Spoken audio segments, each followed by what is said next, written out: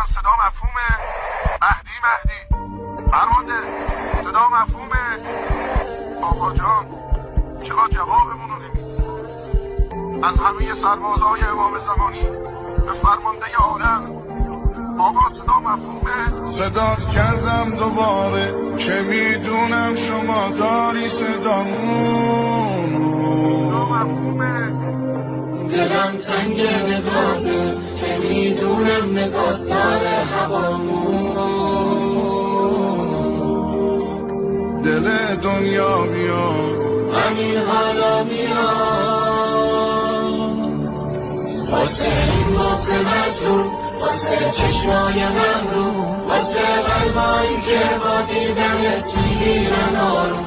میخوام از جام بلند شم که تو قلب تو جاشم، تموم آرزوم اینه که سرباز تو باشم، که سرباز